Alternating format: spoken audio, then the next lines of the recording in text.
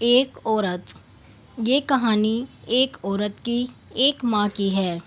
शराबी और लड़ाई का तंग करने वाला पति तो खुद की मेहनत से घर संभालती। 2 लड़कों को जन्म देने के बाद गरीबी से लड़ते हुए दोनों लड़कों को पाला। कुछ पैसे जोड़कर गया। जो भी घर में फिट बैठता है उसे मिलकर खाओ। लड़के बड़े हुए, काम करने लगे, शादी हुई। कुछ समय बाद वही हुआ जो अक्सर होता आया है, पैसे और काम को लेकर विवाद। बड़ा लड़का कमाई में हल्का और छोटा लड़का मजबूत। बड़े लड़के की पत्नी के साथ उस औरत के अच्छे संबंध नहीं बन पाते, तो बंटवारे के बाद वह और छोटे लड़के के साथ रहने का फैसला करती है। बंटवारे में घर की संपत्ति, सामान और ज़मीन के 3 हिस्से किए गए। एक हिस्सा बड़े लड़के के पास, उसमें भी कम मेहनत ही बड़े लड़के को संतुष्टि करने के लिए, क्योंकि भारतीय सभ्यता में हमेशा बड़ा ही कम से काम चलाया जाता है। छोटे की मेहनत के लिए, फिर चाहे छोटे की पढ़ाई के लिए खुद की पढ़ाई त्यागने वाले हों या छोटे की शादी की जिम्मेदारी, अक्सर बड़ा ही अच्छा होता है। हालांकि एक हिस्सा छोटे लड़के के पास और एक हिस्सा अपने पति के नाम का भी छोटा लड़का को दे देती है। बंटवारा यूँ तो केवल ज़मीन का होना ही आम माना जाता है, लेकिन यहाँ चादर, बर्तन, बिस्तर और अन्य घरेलू सामान के 3 हिस्से हुए और ये बंटवारा लड़कों के मनों को भी बिछा दिया गया। यहाँ और बराबरी का बंटवारा ना करके छोटे लड़के के प्रति अपनी वफादारी निभाता है।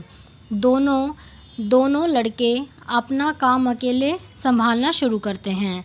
बड़ा लड़का खूब मेहनत से काम करता है और देर रात तक घर में अपनी पत्नी को बच्चों के साथ अकेला छोड़कर दूर शहर तक सफ़र करता है।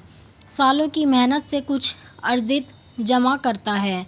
दूसरी ओर छोटा लड़का भी नौकरी में तरक्की हासिल करता है और उसके घर में भी 2 बच्चे पैदा होते हैं। इसी बीच दोनों घरों में नए बच्चों के जन्म की वजह से फिर से सब कुछ सुधरता है। लंबे समय तक मनमुटाव के साथ रहने के बाद धीरे धीरे दोनों लड़कों के साथ मिलकर नई ज़मीन पाते हैं और इकट्ठा काम करना फिर शुरू करते हैं। कुछ समय बाद लड़के के पिता यानी उस औरत के पति की मृत्यु हो जाती है। इसके बाद भी थोड़े दिनों तक खुशी खुशी समय बीता। फिर किस्मत ने ऐसा मोड़ लिया कि व्यापार में नुकसान हुआ और खेती में नुकसान हुआ, जिसके कारण से कर्ज हुआ और वो कर्ज चुकाने के लिए दोनों लड़कों ने मिसालिया किया, मगर दोनों ही मिसालिया से वितरित। कुछ रिश्तेदार पंचायत के तौर पर उनकी समस्या हल करने के लिए एक दूसरे के करीब आए। सभी चेहरों के सामने, अपने परिवार के भाइयों के सामने। जिस छोटे लड़के की तरफदारी कर उस औरत ने बड़े लड़के के हक में खिलवाड़ किया, उसी छोटे लड़के ने इन सब का कारण अपनी माँ को बताते हुए उन अपशब्दों का इस्तेमाल आमतौर पर समाज में किया। जाहिल लोग किसी गैर के साथ हुई लड़ाई में भी नहीं करते और यहाँ भी नहीं रुकते।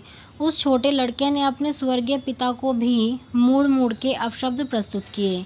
वहीं दोनों लड़कों के बीच भी सब बड़ा लड़का माँ से आग्रह करता है कि माँ, मेरे साथ चल रहने को मेरे घर। बूढ़ी औरत अपनी दुखती को अपने कर्मों का प्रायश्चित समझ हाथ में ये प्रस्ताव ठुकराती है और बैठी हुई अपनी आँख से सिर दर्द से छिपती हुई बोली ऐनक के नीचे से गिरती है और दीवार के शून्य में भूखी हुई गरीबी के वो खुशी में मिलकर जिस दिन याद करती है। आप कमेंट में ज़रूर बताएं कि आपको ये कहानी कैसी लगी है। अगर आपको कहानी पसंद आई है तो वीडियो को लाइक करें, शेयर करें और चैनल को सब्सक्राइब करें ऐसी ही कहानियों के लिए।